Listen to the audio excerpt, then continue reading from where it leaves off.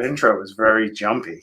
So, what's up, everyone? Welcome to the Security Squawk podcast. I'm your co-host, Bryan Hornung, here with Randy Bryan, Ryan O'Hara, Reginald Andre, the usual suspects, here to talk to you about stuff in the world of cybersecurity and how it's going to affect your life and business. That's how I'm going to break it down.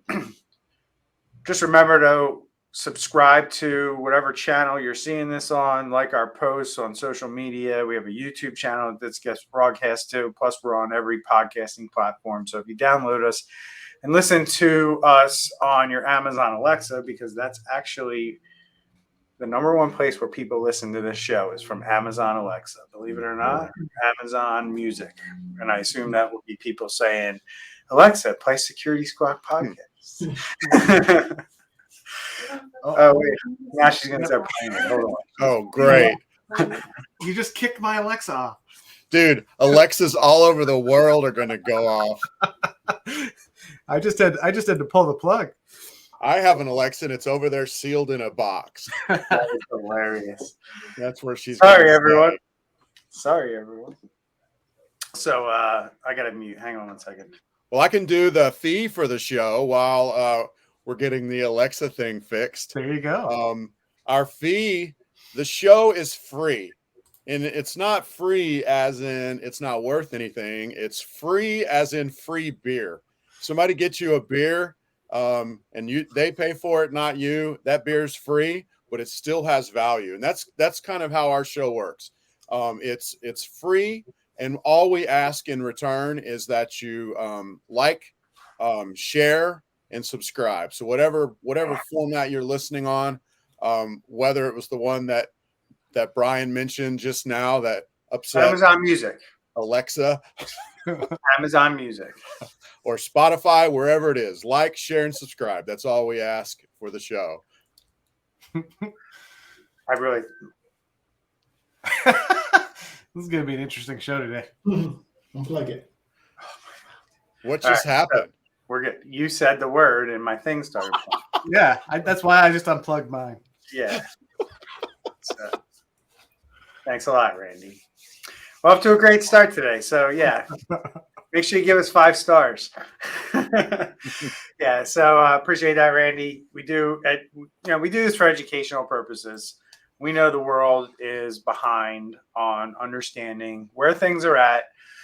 So every week we bring you the goods. We take current events, we break them down for you and break it down for you so you understand how these types of things can impact your life, whether you experience a cyber attack or you're scammed or your passwords are stolen, your social media account gets hacked.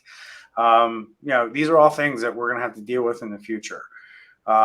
This stuff isn't coming to an end, and we're probably at the very early stages of humanity understanding how you need to be responsible around this stuff. And we're here to bring it to you and bring you as much as we can, on the podcast and on social media. So Uber learned a lesson this week, guys, and I think everybody pretty much knows about it at this point. It's been all over the news. So we're going to jump right into that discussion. Uber believes the hacker behind last week's breach is this Lapsus group, who we talked about on the show before. Seems to be like a loosely connected group of individuals around the world who have made certain claims and have said they stand for certain things, but they are, quite frankly, very successful at getting inside of networks of very high-profile companies. They've hit Microsoft, they've hit Cisco, NVIDIA, Samsung, and they were also the ones behind Okta. And they're using stolen credentials, which seems to be an earmarker for these guys, of an Uber external contractor in an MFA fatigue attack, which we've talked about on this show. We'll let Randy let everyone know what that is here in a minute. And the contractor was flooded with 2-factor authentication login requests until one of them was accepted. All you need to be is right only once when you're a cyber criminal. Me, on the other hand, I had to be right 99.9% of the time. So let's talk about it, guys. A lot of stuff going on here.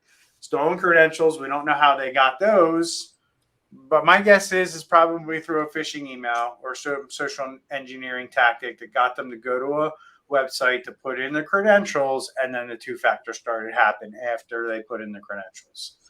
What are your thoughts on what's going on here? A lot of usual suspects. Yep. Contractor, MFA bombing, stolen credentials. It's we've told this story before. And we have planned a little later on in our show to have a little discussion about some of this stuff. It really is making me wonder about the whole pop-up to approve form of MFA. I agree 100%. Just because MFA fatigue, all that means is they sent it. And the guy basically was like, well, okay. And eventually said yes. And then boom, they got in. And once they got in, they just started moving around the network. I'm actually a little, I don't know the right word, but I'm very surprised that they were actually able to get into the open DNS and manipulate that some. They were into their company, which is like where the websites go. It controls some of that stuff and where it will and won't go. And then also getting into their Slack, the company Slack chat, and posting messages in there. Pretty ingenious. That's the word I'm looking for. Pretty ingenious, pretty resourceful. You really got to be on your toes with this stuff. Are you suggesting that Uber did not do a good job of segmenting their users and their network? Man, I am. Or do you think this contractor just had like God access to all this stuff? Am I saying that? No, but that's a good point. But am I saying that you got to be really careful with? You got to be careful with your employees. You got to be careful with third-party contractors. You don't just give everything to everybody. You got to decide what exactly they need. And then your own company data needs to be divided up so it can match, your passwords, your accounts, the way you store passwords, all that needs to be divided up. And then you just give people exactly what they need to do their job. That's basically zero trust. Especially if you're the owner or in leadership. Just because you're the owner doesn't mean you get access to everything. So how does that work for small companies? Who would have access to everything then? Does there need to be somebody that has access to everything? So here's the problem I see. Right. Number one, I'm writing stuff down so I don't forget. Number one, multi-factor authentication has given people a massive false sense of security. There's just too many people that think MFA and slapping that on there is good enough for cybersecurity, when that's not the case. I've talked about frameworks and layers of security on this show all the time. If you follow a framework, you're basically implementing layers of security, because that's the whole purpose of a framework, to make sure that you don't get hacked. And there's no framework that says just put MFA on everything and you're good to go. That's what your cyber insurance says right now. But, your cyber insurance is going to get really restrictive really quick in the next year, maybe two, as they start losing more and more money. And they're like, we need to do more controls, to the extent of, I think most of the people here will agree, within 2 years, most businesses, if they want cyber insurance, are going to have a third-party risk assessment done by their insurance company. That's where this is going. Like, if you want cyber insurance, we're going to run a scan on your network and we're going to see how risky you really are. And then we'll give you a quote based on what we find. I think even beyond that, I think, if you're looking for a business loan, you might run into that scenario down the road as well. Yeah, because nobody wants to invest in a business that 2 weeks later they get ransomware. That's a massive risk to a bank, and rightfully so. The other problem I have is, how do we unpack? What were we? Is it fair to say we've been using computers in business for 25, 30 years? Yep. How do we unpack 25 and 30 years of conditioning that we've never had to do this stuff? Why do I need to, tell you what employees need what permissions to what folders, right? Like, just put it in the business share and let everybody have access to it. That's what we've always done. And now you're trying to unpack that and rewind that and say, well, no, we really need to put the marketing stuff in the marketing folder and the operations stuff in the operations folder, and not let the marketing team have access to the operations stuff because, as we always say, Sally in marketing, clicks on a phishing email and takes down the whole company. That's what I'm seeing with Uber. Like, I'm reading the article and it's like an external contractor had all this ability to get to all these different things. With one multi-factor. It's nothing new. I mean, it's a new thing that we need you to do, but it's not a new concept. I mean, think about 25 years ago. The average business computer, they weren't using a password to log into their computer. They were just turning it on and getting ready to go. So things have changed and evolved over time. That's the case with any technology. It comes out and then things are put into place as it grows and becomes more of a target. So these are just becoming more and more of a target. So do you agree with this statement if I said that a lot of the reasons that we are where we are today with people doing more, like you said, at least using a password on their computer, is because of kind of Microsoft, is because they've built things into the operating system where you have to do this? And I would, as much as it pains me to say this, I would say that Apple was ahead of the curve on Microsoft with this kind of stuff for a very long time. I mean, and what I'm getting to by saying that about Microsoft is, are we really just at a place where somebody needs to make people do stuff so we get there? I think absolutely. I think traditionally it's been reactive. So the big companies have had these things available but not implemented. It was kind of on you, and MFA largely is still on the average business to implement themselves. It's available as an option, but you can turn it on. But it's been reactive. Think about it. If 5 years ago we could go back in time and have all of these applications that we use on a daily basis, have MFA be mandatory. Think about all of the billions of dollars, probably trillions of dollars that these cyber groups wouldn't have right now. But we've been reactive, and now they're way ahead of the game, and they have more financing and R&D than most of the cybersecurity, the people who are paid to protect against it. So I think we do need to step it up and start putting requirements in place.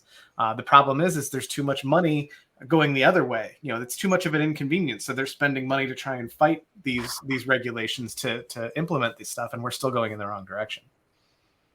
It's kind of like what banks have done. Like, you can't get a bank app and not have to turn on some sort of MFA. I mean, they're going to make you do it. It's the first time that you log in. I mean, it ought to just be required, I think Microsoft, Google, for sure, just do it. Just make people do it. I mean, it's a pain in the butt because some people are reticent to change, and some people don't like MFA and they don't like all these rules, but you got to just drag them kicking and screaming into 2022. They also don't like getting hacked, and then they're going to turn around and forget those conversations where they chose not to hack some of the stuff that we talked about, and then say, well, why didn't you protect it? I tried to. We told you that these things were necessary today, and you decided that the inconvenience was more of a pain in the butt than the security of it. Yeah, and the inconvenience is the biggest part, because look at even Google. It's until the end of this year where they're going to force you to do 2FA. And another thing too is this MFA fatigue. I think that's something we really need to start talking to our customers about. I would even say I've seen some other ones where they're going back to where you have to put in the number, where the number appears on your phone, and then you have to then match it on the computer. And then that way you're not just keep on getting those alerts on the phone. So that may be something that companies have to start switching back to. Yeah, I agree 100%. Yeah, so the rest of the article kind of goes into the rest of the stuff, right, that we always talk about, like minimizing the attack, minimizing what could have been touched, minimizing the data that was exfiltrated or seen by these guys. You know, when this first happened on Friday, I was seeing a lot of things on social media about go in and remove your credit card numbers and change your password and reset your MFA. And they're basically saying that none of that stuff was touched. And then they We've go, seen that story before too, though. yeah, and that's kind of where I'm going with this. And then they're saying, you know, kind of similar to the SolarWinds attack, right? You know, nobody touched our code base, so we haven't, you know, we have no evidence that they've touched the code base. That's what they said that they locked down the code base to prevent any changes. Well, that was after the fact, but well, it also says down near the end that they were able to get access to vulnerability reports from their bug reporting, vulnerability reporting system. Mm-hmm. But so they were able to get those. But they minimized that too. They said all those bug reports, they've already been remediated. So they minimized all this stuff that was kind of like a concern for a lot of people. I'm just here to tell you that in 2 or 3 months, their story will change because they do cybersecurity very poorly at Uber, and they don't have the telemetry to tell you this information right now. But they're going to get really smart guys and pay them a lot of money, and they're going to get the bad news in about 2 or 3 weeks that this was touched, that was touched, yada, yada, yada. And then right around Thanksgiving, probably the Friday after Thanksgiving, on Black Friday morning, they'll update everybody and let everybody know. Oh yeah, remember that hack we had back in September? Here's everything that was touched by the hackers. And we'll all get upset about it and be tired of it by Sunday, and then the world will go back to normal. That's right. And Monday, everybody goes back to work. Maybe take an Uber. So I don't see anybody saying don't take Ubers. It's just like, yeah, keep going. So then you should probably change your password and delete your credit cards from the site. They didn't touch any of that stuff. Come on. Yeah. Supposedly. All right. So these Lapsus guys, you know, they're at it again. I just mentioned that they're on a roll, and they're on a roll still. They got this Rockstar Games, who, if you're a fan of Grand Theft Auto, you might know who Rockstar is. They also make a bunch of other games. I think Grand Theft Auto is their big one, though. Appears that hackers stole source code from GTA 5 and 6. Supposedly the same member of Lapsus. Nah, this guy's on fire. Yeah. He's either really good at sending phishing emails, or like I don't know what it is, but yeah. Or, you know, people claim credit for stuff all the time, so that, you know, may or may not be the case. But right. I mean, it could be just like the manager at the big warehouse where all these hackers are in. Lapsus middle management. So there's videos on YouTube, there's Twitter, and they're showing the game basically in MP4s of the game. We've talked about why hackers go after gaming companies before, right? Number one, these are very popular, right? And I've said multiple times on this channel that one day the hackers are going to set their sights on people's houses. And these are one of the things that are sitting in your house that they could potentially exploit. You know, I think about, like, I don't think most people buy games on discs anymore. I think they just download the package and install it on the system and run it. And I just think about all of that, like how that whole situation not being on disk and, you know, the install file being left on the device, and, you know, just all of that just is going to make these devices very attractive for cyber criminals to try to figure out how to hack so they can get into people's networks. I just read about this. Reminds me of a situation that I'm aware of where a company did get ransomware, and the source of it was a personal computer in the home of a person who was dialing into the company's VPN. The hacker was able to move laterally and get to the work computer on that network And then when that person connected to the VPN, they were able to then get into the network of the company, and these things are problems that businesses that we've been warning businesses they're going to have to deal with. And I don't think most people are in tune to it. That's why I mention it. Like, you have to start protecting or thinking about, as we go on here more and more, and hybrid working or work from home is not going away. Companies are having a massive challenge getting people to come back into the traditional work office. These problems are going to be something that we're going to hear more of. We're just going to hear more of, hey, this company got hacked because somebody's sitting at home connected to the VPN and the hackers were able to get in that way. Another aspect of this story too that's interesting that I think people don't think about. So Rockstar in particular has a tendency to really use like a hype type marketing strategy for their properties. So GTA 6 hadn't even been officially announced. They had not even responded to inquiries about it being even in development. I mean, it was obvious to everybody, with the success of the previous one that it was obviously they were going to make a new one, but this, the side effect of this is it impacts their marketing strategy. Was the code touched? To your point, could somebody have injected something into the code so when the game releases, now all of a sudden it's using people's PlayStations or whatever to search your network and do weird stuff. So there's a lot of stuff that's now on their plate that they're going to have to spend a ton of money to try and look for and make sure. Yeah, or they find a vulnerability and exploit it on the fly while people are using it. Yeah. Yeah. And even if you ever look at like the fake iPhones in China and these third world countries, it could be the same thing where someone says, okay, based on the source code, I'm going to now make my own version of GTA and, sell it in their country where there's nobody to stop them. Like super grand theft car or something. Yeah. Same logo, font, and everything. So I want to point out, I want to take this opportunity to take this hack and talk about something that we also need to let people be aware of because it's kind of new.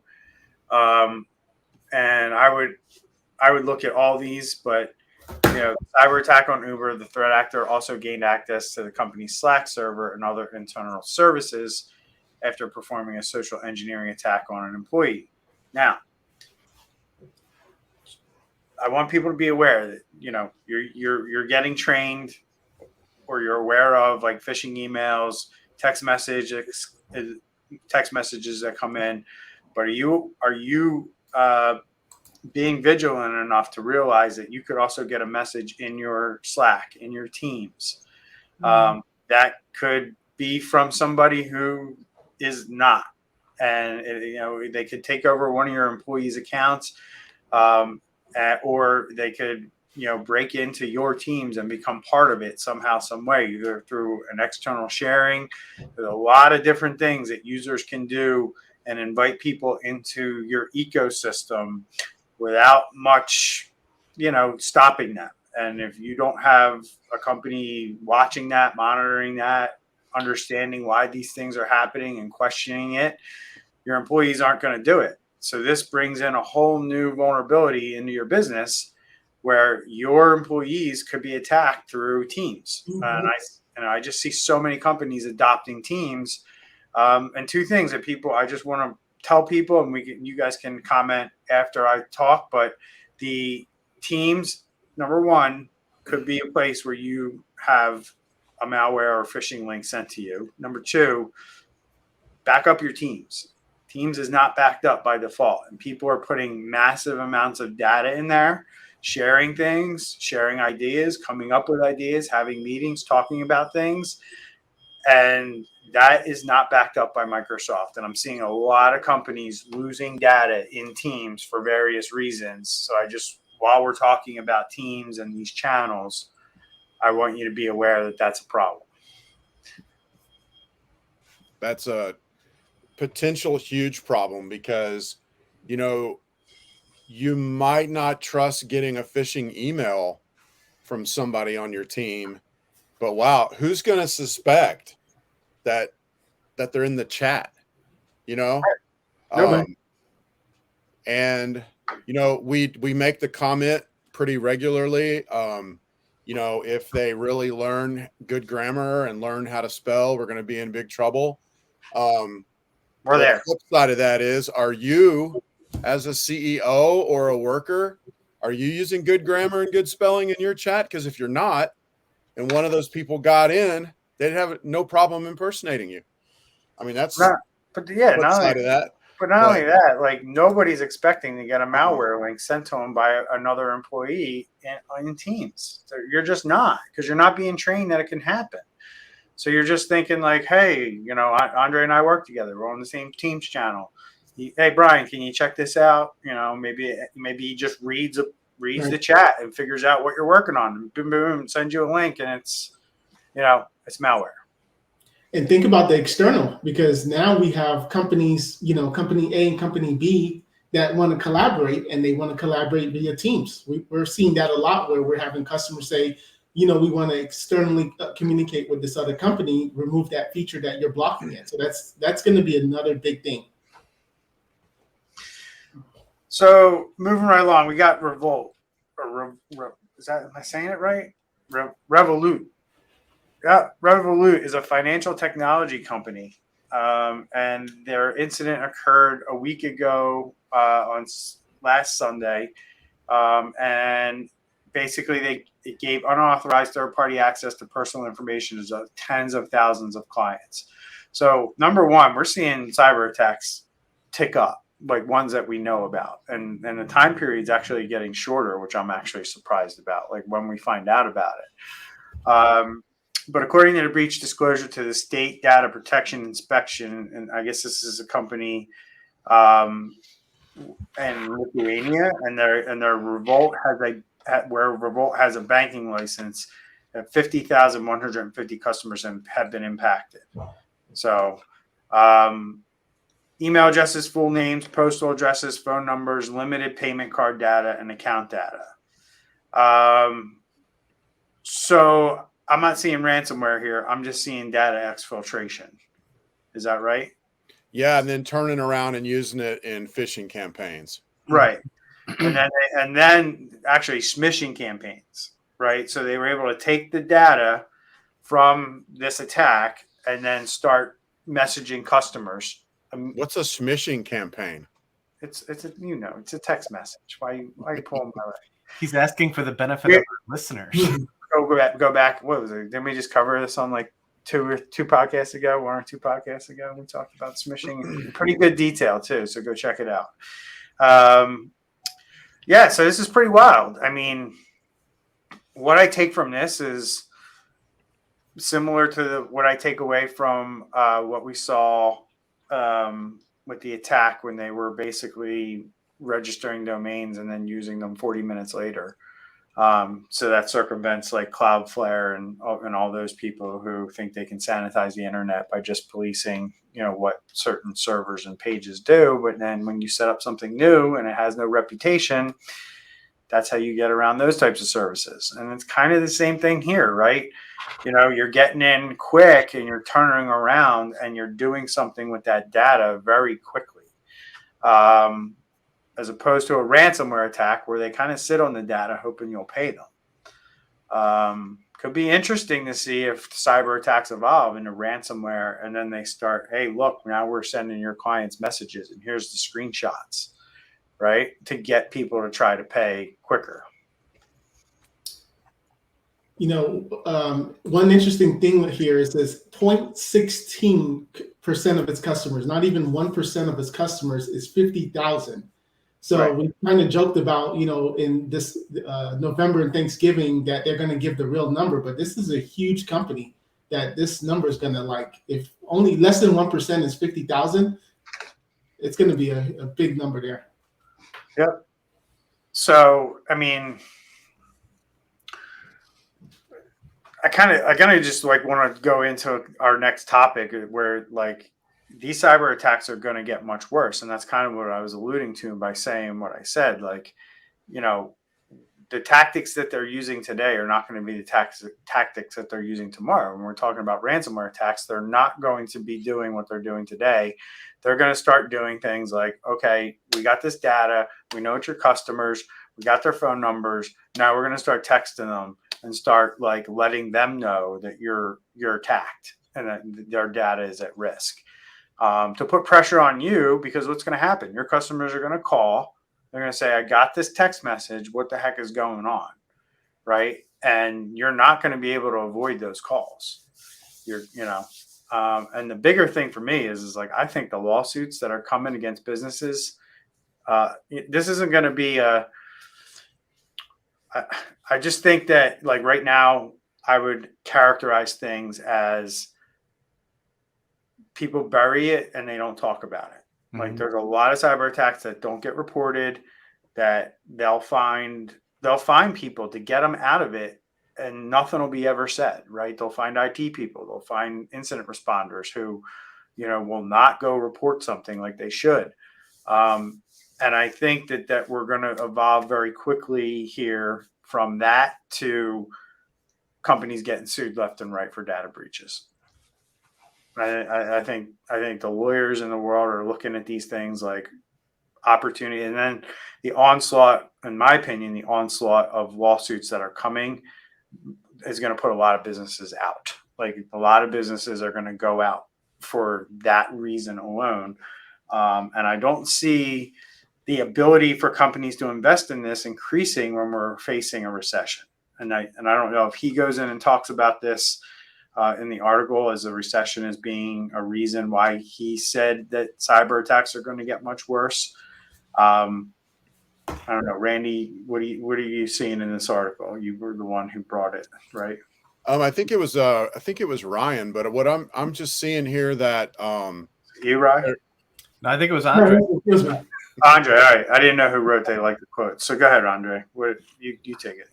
Yeah, the biggest thing I got from this article is basically where it was talking about it's not the hood guy, the guy in the hoodie. A lot of us use in our marketing maybe for who the cyber criminal is. It's not that single guy. These are nation states. These are, as we talked in past episodes, this is a business. This is someone's livelihood of how they're going to try to think about how to hack into your system and get this information.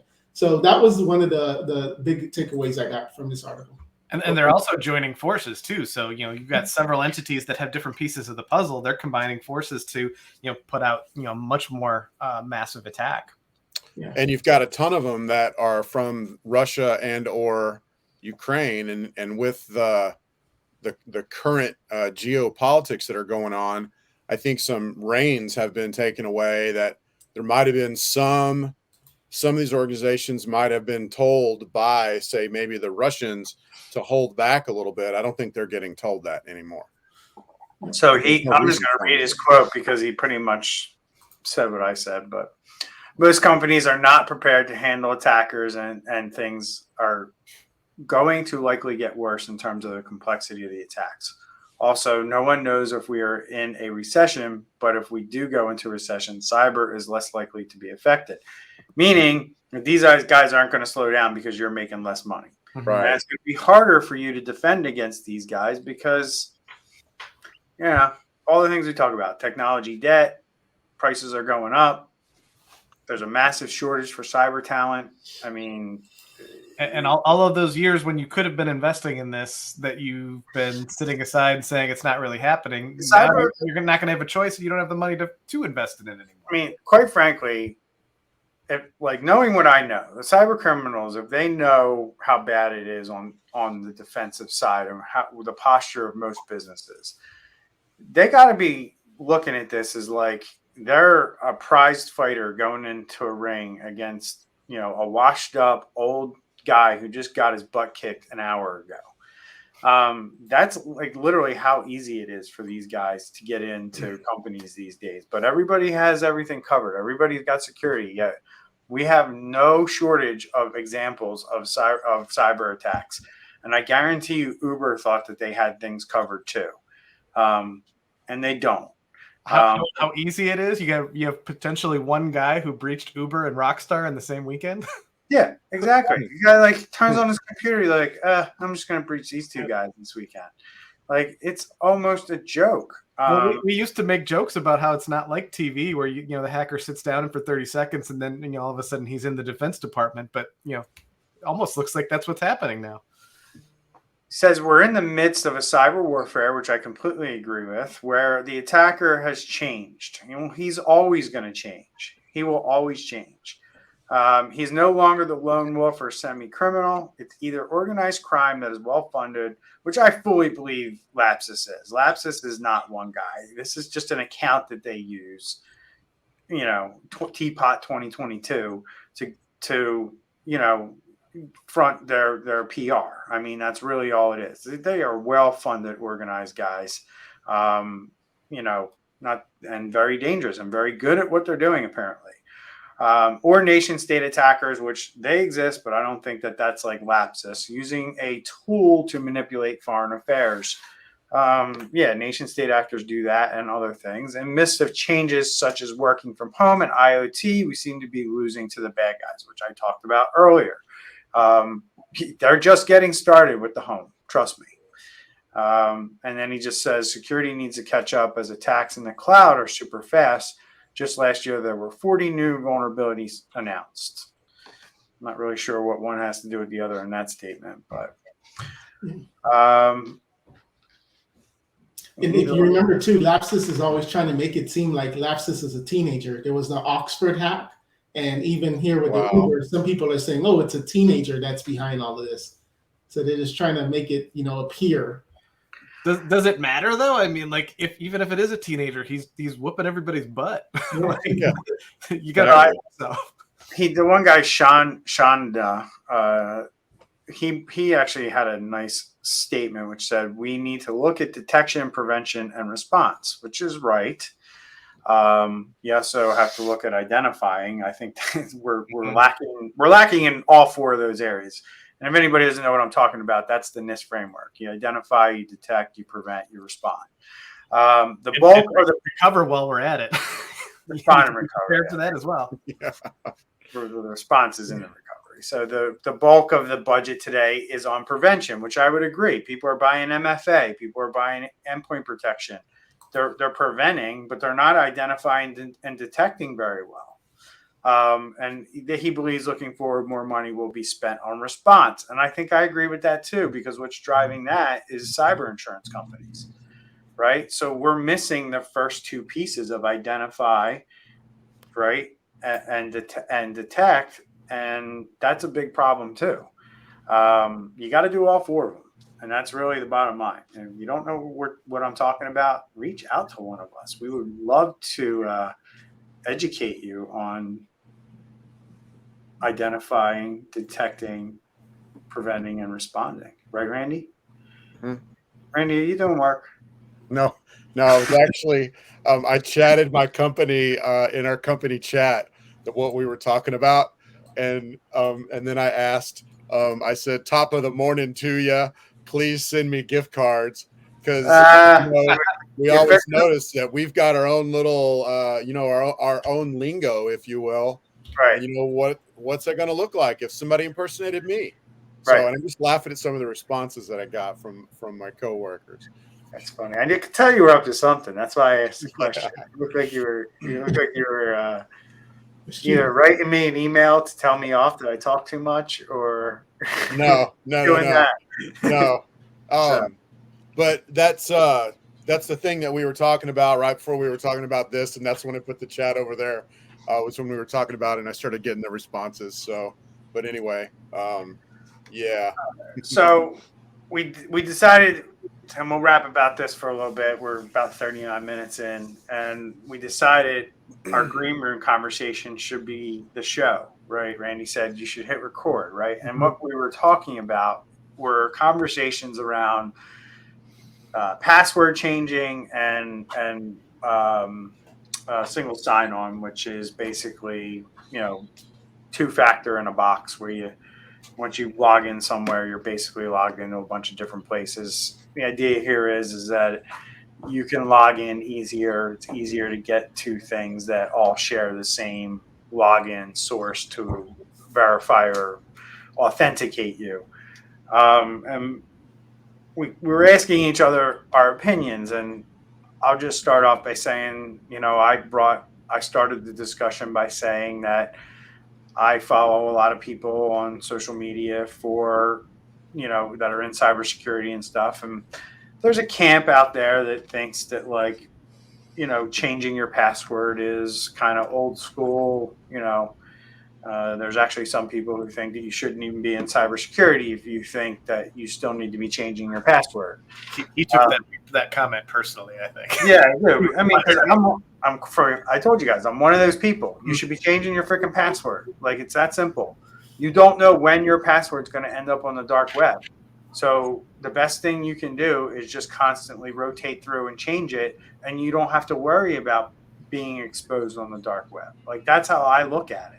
Now, look, I'll caveat it with one thing. If you're using a password manager and you're having a password generated that's totally random, and you're changing it to a totally random thing that's completely different the next time, that's the way I do it. That's the way you should do it.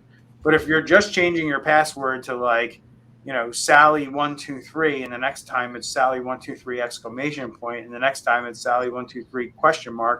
Well, then you should probably not change your password, because as a cyber criminal, I can figure that out pretty quickly, and get into your stuff. So, I just look at password changes and I give people a little bit more credit, I guess, and think that people are not doing that. But maybe the majority of people are, and I'm just naive thinking that people are, actually aware that you should do that anymore. But that's about it. I mean, what are your guys' thoughts on this? We got into a pretty good discussion about it, and do you guys agree with me? That's how you should be changing your passwords, as long as you're kind of following those rules, or do you think it's a waste of time? And my comment to this was, it depends on the audience that you're speaking of. Right. Talking to people like us, absolutely, I 100% agree. I think really where the mentality comes from, and the comment that you were responding to was just kind of out of place in the first place. But when you're talking about end users, that's the struggle, is because that was the pattern that was developing, was they would have a password, and then they would add, I've seen people who just added like the year to the end of it, and then they had to change their password, so they changed the year, they changed the month, and it was really, really predictable. So it became apparent, have a tougher password and don't change it all the time, and make sure we have MFA, and make sure that we have reporting and logging, and that we're constantly monitoring for these things and checking the dark web for these comments. Overall, that's going to be safer than having Sally just add a month to the end of her password every time. For things that are more secure, admin accounts, things like that, where an IT professional is handling things and using things like a password manager to do that, and has tools to rotate passwords, absolutely 100% agree with you. Yeah. The challenge as cybersecurity people is protecting people from themselves. Right. Well, when stuff like that comes out in the news, like, oh, you shouldn't change your password anymore, then you get clients sending you links to like, hey, why are we still changing our password? Look at this. And it's like, there's too many opinions out there. It's an unregulated industry. Most standards that I know of, most frameworks that I know of, have a control saying, do you have a password rotation policy? That means you're changing your password. Where this whole thing came from, I think Microsoft actually did it many years ago by saying they were going to go to a passwordless system because passwords were irrelevant. And they're still struggling to get that off the ground. They haven't even changed their default setup to abide by that. Well, I did see another tweet the other day from a guy, Kevin Beaumont. I think he said, the next time that Microsoft tells you, passwords are dead, ask Microsoft, what they're using to log in. Like ask a Microsoft employee what they're actually using to log in. Oh, I saw that. It was the FIDO2 thing. Right? Yeah, exactly. Yep. And I guarantee you they're not using FIDO2 to log into their stuff. So, that, and then we went into this discussion about single sign-on and would you trust it? So, single sign-on is simply, like I said, it's an easy way to get logged into various things. And there's going to be a lot of vendors who are vying for, the supremacy of the single sign-on, like who will be the single sign-on provider that we'll probably all get hacked by one day until they get hacked, and then right. Yeah, that's the question, right? Is right. yes, it's a matter of convenience. So you can use your Microsoft account to sign into Microsoft, and then this, and then this, and then this, and you only have to remember that one thing. But then what happens if that credential gets breached, and what happens if Microsoft gets breached, and then they can see what it's all tied into. So that's one of those debates where I can kind of see both sides. There's pros and cons on each side, but what's the answer here? Well, the other oh, sorry, I thought you were done. Nope. The other caveat to that is you have to think logically through what signs into what, especially if you're using like conditional access. Conditional access means, for example, using a limited set of IP addresses to allow logins.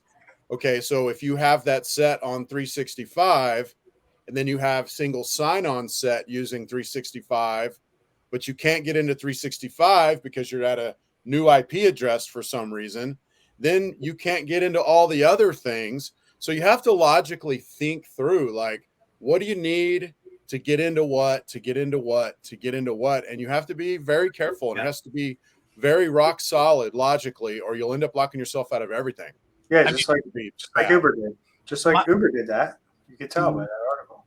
My rule of thumb is if it's something that makes something easier, it's probably not the most secure way of doing it. Right. And that's not always the case, but more often than not, that's the case. And that's kind of how I look at single sign-on. Convenience and security are like oil and water. Yes. That's simple. Yeah, I read one time the average person spends 48 minutes a month entering a password or resetting a password. Mm-hmm. And I'll take that a little bit further with my comment. I've been in IT for a very long time. I watch IT mature from the late 90s, where basically if you could turn on a computer, you could basically get a job doing anything. You could become like some kind of like a programmer or whatever if you just knew a little bit, right? To fast forward 5 years, and then you have people who are specialized in programming, networking, and that all got specialized. And now we're in this place where IT and cybersecurity are kind of mixed together. And I don't think that that's going to be how it is in the future, because like I said, convenience and security are like oil and water. And I look at cybersecurity and IT the same way. They're oil and water, because IT's job is to make shit go. Mm-hmm. Security's job is to protect sensitive assets, sensitive data. And the two things don't mix together. Like IT guys, their job is to make the car go and go fast. Security guys do not think like that. They do not operate like that. So it's a different set of individuals, and you can't have the IT guy responsible for security. You just can't. And to that point, like, one of the comments that really got me thinking about this a while back was a person was telling me he loves single sign-on because, if somebody leaves his company, he only has to disable one login and he's cleared it out. And I'm just thinking, well, what about the other way around? What if somebody gets in and now they've got access to everything, with that one login as well? So, right.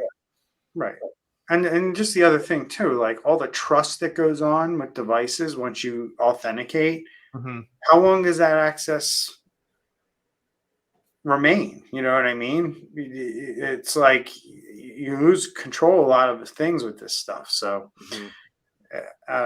people, again, we're putting out toys or shining objects to people who just don't know what they're getting into. The education process around this is God, man. I mean, you compare it to like cars, right? Or guns. Like, you have to go through a process. You have to be trained to use them. We might be there with technology. Like, you have to be a certain age. You have to go through certain training. You have to take a test to know. I think we need to be there. I mean, I'm dealing with something for a prospect right now, and they got a letter from the IT company of this other company, and like just the way that they worded this, they were so 100% sure of what they were saying, and then I looked at it for like half a second. I was like, what are you talking about? This, like, they're trying to pin a business email compromise on my prospect here, when it was clear by, even the evidence that they sent, that supposedly proved their point that, somebody's in your system, but you guys need to watch out. Oh, I got you. Okay. Yeah. But Yeah, they sent header information, and it was like, it just reminded me of some of those, Microsoft callers where they call and they walk you through some logs that look confusing and say this shows that you've been hacked. Right. That's not what this shows, and they were so sure about themselves. And didn't we have an episode a couple of months ago with I think it was Okta, which is a single sign-on provider, and they got hacked. It was only like small percentage of their customers, but still. Right. And Twilio and Authy got hit too, so that's an authenticator app. Yep. Yeah. So sorry we didn't bring any good news today, folks, but we brought you the goods. That's I don't know that we usually do. I don't think that's why people come here. No, we're all flutters here. We're all flutters. No, we're educators. Educators and evangelists. As we say, this education process is not fun, right? I got to imagine that there was a point in time where, vehicle driver's licenses didn't come out before the car. Mm-hmm. Car came out before licenses. So I got to imagine there's a reason, like, hey, we probably need to make people get trained and take a test and, give them a license to use these things, because certain things were happening. Right. And I think we might be in a similar space. Like, it blows my mind to think that you would have to be licensed to get on the internet or use technology. But I don't know. I don't know if you guys agree or disagree where that's going, but it just seems logical to me that that's where humanity is going to go. I think probably the majority of people would agree. I think the problem is that the majority of people also disagree on how to do that and what criteria to use to do it. Or it's going to be a hell of a hurdle to get over. Or are there too many cars on the road to even try to open that? Have we passed that window of opportunity? Possibly. Yeah. I mean, how are you going to prevent somebody from getting on the internet? This brings up. Oh, sorry. Go ahead. Just real quick, I think it's going to be another one of those things where kind of like what we're just seeing with getting businesses to invest in cybersecurity. I think it's going to be something that's ultimately insurance driven. But you were talking about people getting sued for breaches and stuff like that. I think we're going to start seeing more situations where providers are getting sued for not providing proper guidance. Well, that's one way you could do it. You could just force every business. Like, I have to have workman's comp to operate in the state of New Jersey. They'll just be like, hey, you got to have cyber insurance. And you don't think the cyber insurance companies are lobbying for that? Mm-hmm. Mandated cyber insurance? Yeah. I think they need it. I mean, the biggest problem right there is the lack of predictability. So, they can't come up with a business model that works because it's so unpredictable right now because it's the Wild West. Right. So that means we got to start now for the metaverse, right? We got to start creating some courses or requirement in order to join the metaverse. Nice. I mean, the curve that we're on technology advancement wise, I mean, this is just going to get more and more complicated exponentially. So the longer we wait, the worse it's going to be. I was going to say, as a solution, you're probably going to hear people offer. In fact, you already are hearing it some, and there's been an outrage against it. But I've heard of people offering to store your biometrics in the cloud. So instead of authenticating who you are, putting your fingerprint on it, your fingerprint's tied to your computer. It's not stored in the cloud. Actually taking that fingerprint and putting it in the cloud. And my word on that is we should resist that because of how horrible everybody is about handling the data that's in the cloud. We talk about all these breaches. It just means your biometrics will get breached. What a nightmare that would be. It already exists. I work for a lot of buildings, and they have access control where they have that, and it's all cloud-based now. Yeah. Oh, boy. Yikes. Well, we bring you the good news. So thanks, everybody. Please remember, share and like the show wherever you see us, podcast platform or social media. See y'all next week. Have a good one. All right. Bye-bye. See you.